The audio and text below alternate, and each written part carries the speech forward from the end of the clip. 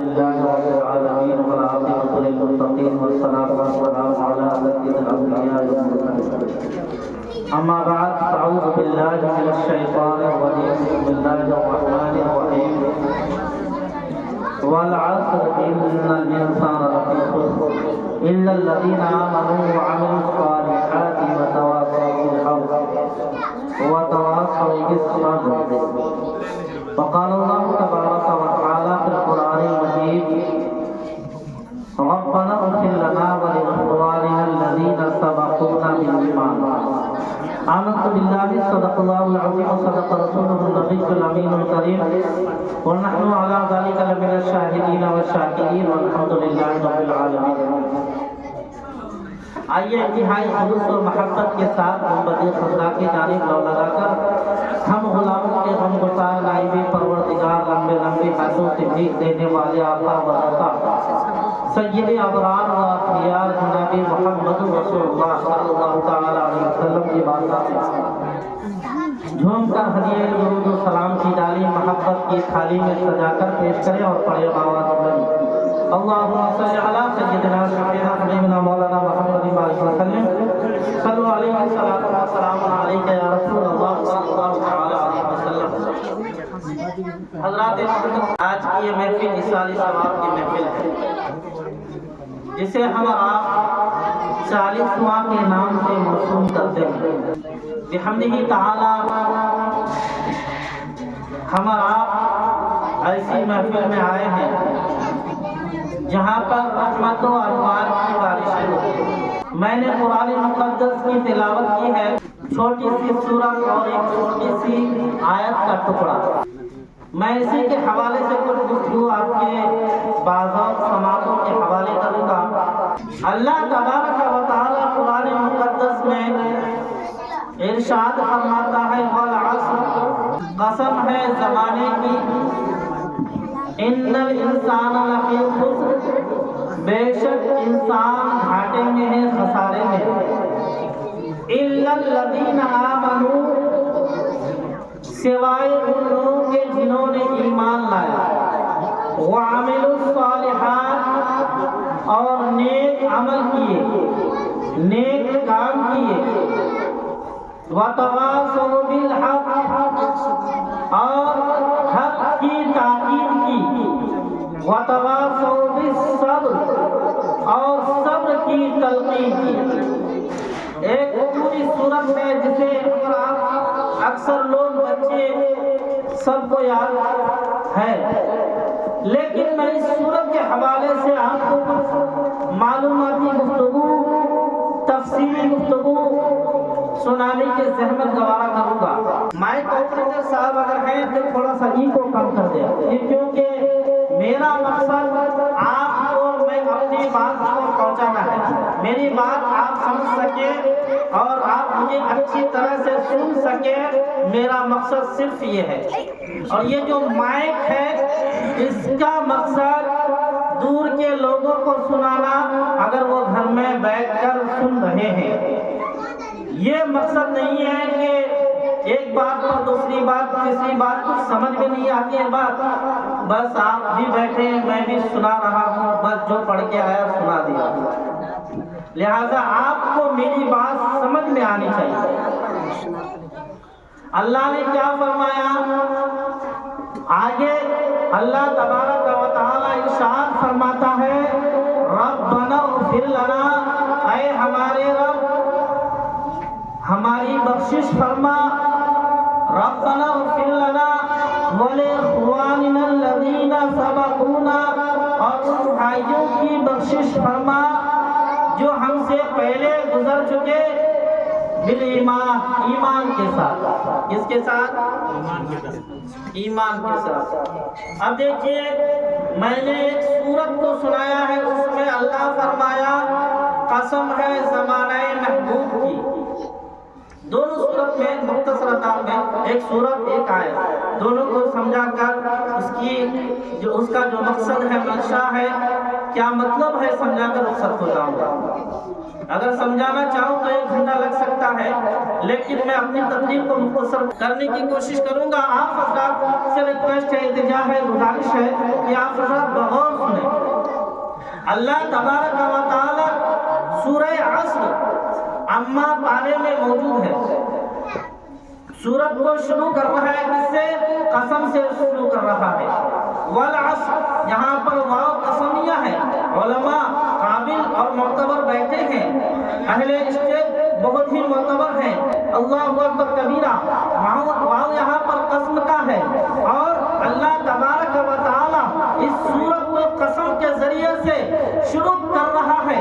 لہذا اللہ تبارک و تعالی کا مقصد اگر کسی چیز کو، کسی اہم چیز کو بتانا ہو، کسی امپورٹنٹ چیز کو آپ تک پہنچانا ہو، عام آدمی سے مخاطب ہو، کسی اہم چیز بہت اہمیت کا وہ حامل ہو، لہذا اگر اس چیز کو بتانا مقصود ہوتا ہے تو قسم کے ذریعے سے بتایا جاتا ہے.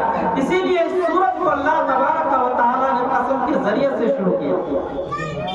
کیا کہا؟ قسم ہے زمانے محبوب کی. کیا کہا؟ قسم ہے زمانہ محبوب کی. برادران ملت اسلامیہ، یہ سورت بظاہر ایک مختصر اور چھوٹی سی سورت ہے، لیکن اس سورت کے بارے میں امام شافعی علیہ الرحمۃ والرضوان فرماتے ہیں لو تدبر الناس هذه السورة لوسعتهم. یعنی اگر کوئی شخص اس سورت پر غور و فکر کر لے، اس سورت کو سمجھ لے، پڑھ لے، تو اس کی دنیاوی زندگی اور اخروی زندگی کے لیے کافی ہے. یعنی دین و دنیا دونوں زندگی کے لیے کافی ہے. اور برادران ملت اسلامیہ، اس سورت کے حوالے سے امام قرطبی نے ابو عبید سے روایت کیا.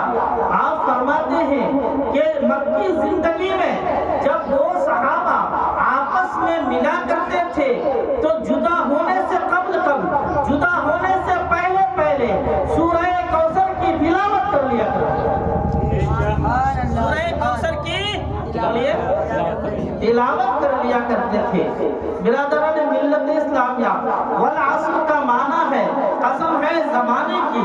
امام راضی فرماتے ہیں کہ یہاں پر اس عصر سے مراد کیا ہے؟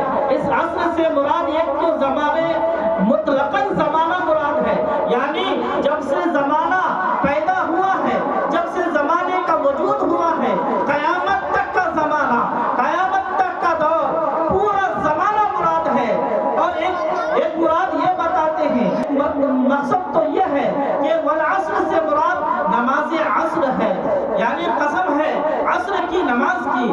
ایک دوسرا طریقہ، تیسرا طریقہ یہ ہے، تیسرا مراد یہ ہے کہ والعصر سے مراد عصر کی نماز ہے، یعنی عصر کی نماز مراد ہے.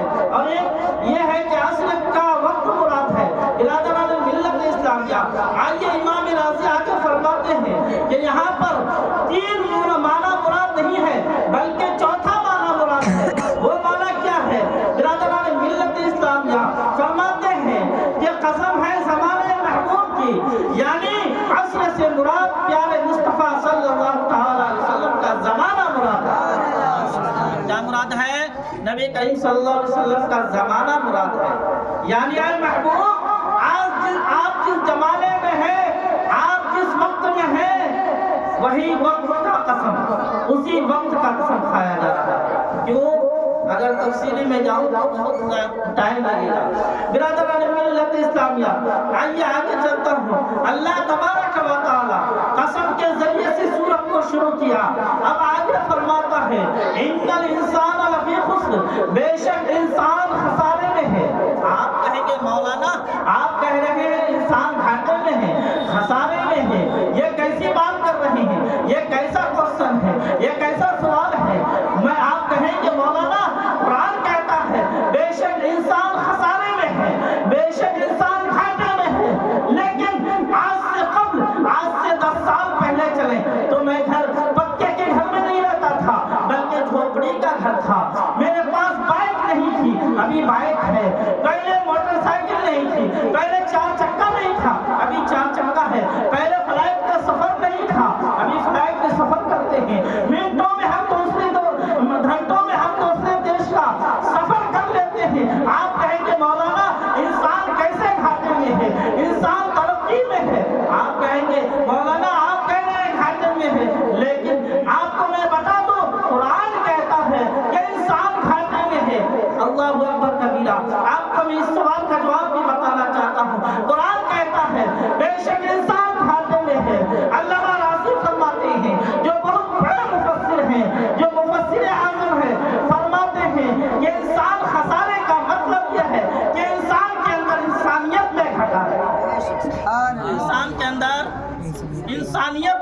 رہا ہے، انسانیت نہیں رہی، انسان کے اندر انسانیت نہیں ہے، اس اعتبار سے انسان خسارے میں ہے، اس اعتبار سے انسان گھاٹے میں ہے، اس اعتبار سے انسان نقصان میں ہے۔ برادران ملت اسلامیہ، آئیے آپ کو میں بتا دوں، ایک شخص نے سوال کیا، علماء کے درمیان اختلاف پیدا ہو گیا، آپ علماء اختلاف کرتے ہیں کہ مدینہ افضل ہے یا مکہ افضل ہے۔ آپ ذرا غور کریں، آپ اپنے ذہن کو قریب لائیں، آپ کو اگر کوئی پوچھ لے کہہ دے کہ کون افضل ہے، مدینہ افضل ہے یا مکہ افضل ہے، حاجی لوگ جاتے ہیں کہاں کا مرتبہ زیادہ ہے، اللہ اکبر کبیرہ، سب کے ذہن میں یہ بات ہوگی کہ مکہ افضل ہوگا، مدینہ اس کے بعد ہوگا۔ برادران ملت اسلامیہ، اور علامہ عبدالحق محدث دہلوی فرماتے ہیں کہ مکہ جس جگہ میں نبی رہتے تھے، جس جگہ میں نبی جلوہ افروز ہوں، وہ جگہ افضل ہے، لہذا نبی مکہ میں جس وقت تھے اس وقت مکہ افضل تھا، اب نبی مدینہ میں موجود ہے، اب مدینہ افضل ہے۔ برادران ملت اسلامیہ، پتہ چلا، معلوم ہوا کہ نبی کی ذات سے جس جگہ کو نسبت ہو گئی، جس جگہ کو نسبت ہو گئی وہ جگہ افضل، جس جگہ سے نسبت ہو گئی نبی کی ذات سے وہ جگہ افضل، لہذا پتہ چلا، معلوم ہوا کہ اللہ تبارک و تعالی والعصر سے مراد نبی کے زمانے کی قسم کھا رہا ہے۔ برادران ملت اسلامیہ، ہم اسی نبی کے ماننے والے ہیں، چاہنے والے ہیں، ہم اسی نبی سے پیار کرتے ہیں، محبت کرتے ہیں، کلمہ پڑھتے ہیں۔ ارے صبح صبح اٹھ کر کے لا الہ الا اللہ محمد رسول اللہ کس کا کلمہ ہے؟ اسی نبی کا کلمہ جس کے بارے میں اللہ تبارک و تعالی نے کہیں یاسین کہا، کہیں مزمل کہا، کہیں طٰہٰ کہا، کہیں یا ایھا النبی کہا، کہیں یا ایھا الرسول کہا، کہیں یا ایھا المزمل کہا، اللہ اکبر کبیرہ، کہیں پر وَرَفَعْنَا لَكَ ذِکْرَکَ کہا، اللہ اکبر کبیرہ۔ برادران ملت اسلامیہ، نبی کریم صلی اللہ تعالی علیہ وسلم کی عظمت شان کو دیکھے، قرآن میں آپ کے زمانے کی قسم کھایا جا رہا ہے، ایک طرف آپ کے مقام کی بھی قسم کھا رہا ہے۔ اللہ تبارک و تعالی قرآن مقدس میں فرماتا ہے لا اقسم بہذا البلد وانت حل بہذا البلد۔ برادران ملت اسلامیہ، لہذا آپ کو بات سمجھ میں آ گئی ہوگی، نبی سے جس ذات کو، جس شے کو نسبت ہو گئی وہ اعلیٰ اور ممتاز ہوتا گیا۔ آؤ درود شریف پڑھو ایک مرتبہ، صلی اللہ علیہ نبی امی وآلہ وسلم۔